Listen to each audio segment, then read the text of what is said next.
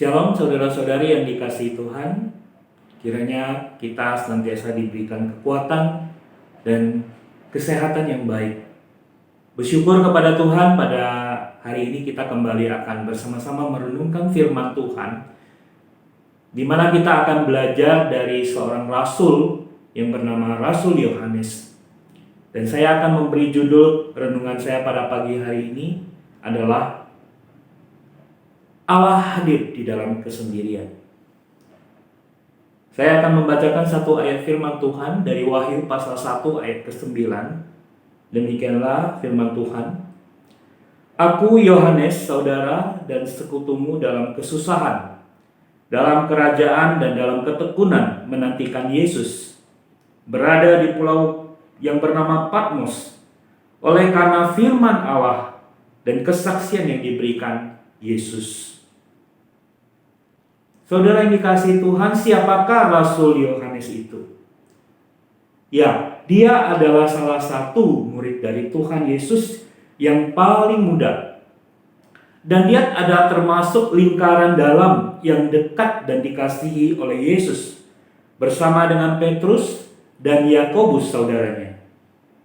Yohanes adalah salah satu rasul yang sangat penting, karena bersama dengan Rasul Petrus, mereka adalah soko guru bagi orang-orang percaya pada Tuhan, yaitu gereja mula-mula seperti yang diceritakan di dalam kitab Kisah Para Rasul.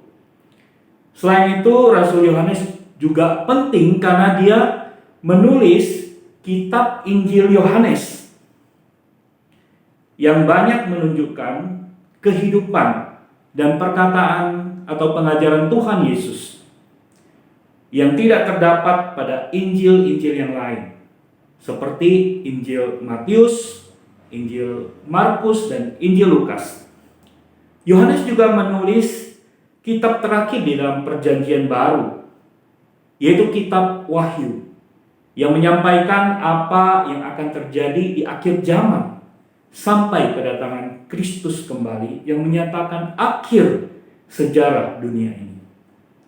Kitab Wahyu juga berisi surat penguatan dan juga peringatan kepada 7 jemaat gereja mula-mula pada saat itu yang sedang menghadapi tantangan dan kesulitan dan penderitaan. Saudara yang dikasihi Tuhan, ayat yang kita baca di awal renungan ini, yaitu dari Wahyu pasal 1 ayat 9, menunjukkan bahwa ketika Rasul Yohanes menulis kitab terakhir, yaitu kitab Wahyu ini, dia sudah berusia sangat lanjut. Dan dia menjalani pembuangan di pulau Patmos yang tidak berpenghuni, sehingga dia seorang diri menjalani hukuman dari kerajaan Romawi. Seorang rasul, seorang hamba Tuhan dan juga anak Tuhan, yang karena Injil Kristus Yesus menjalani penderitaan dalam kesendirian di masa tuanya, di dalam hari-hari terakhir di dalam kehidupannya.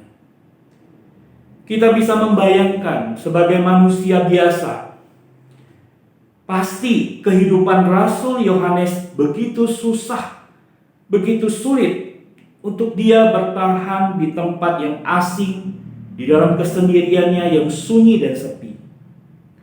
Tetapi dalam keadaan yang paling sulit inilah, dalam keadaan kesendirian inilah, Tuhan tidak meninggalkan hambanya yang setia.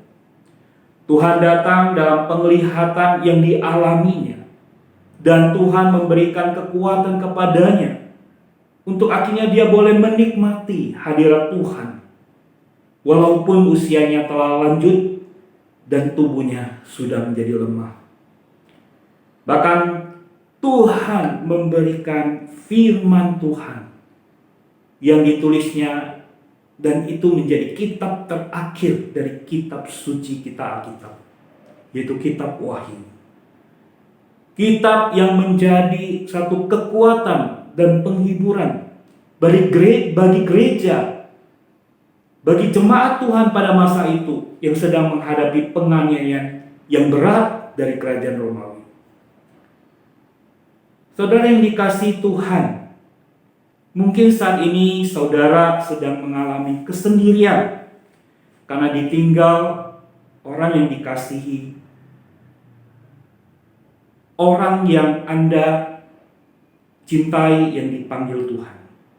Atau saudara ada dalam keadaan sakit saat ini dan harus menjalani isolasi mandiri, dan mungkin juga ada di dalam kondisi lemah tubuh dan sedang dirawat di rumah sakit. Saudara sekalian, di dalam kesendirian, ingatlah firman Tuhan yang ditulis oleh Rasul Yohanes di dalam Injil Yohanes pasal 14 ayat 8, di mana Yesus berkata, "Aku tidak akan meninggalkan kamu sebagai yatim piatu. Aku datang kembali kepadamu."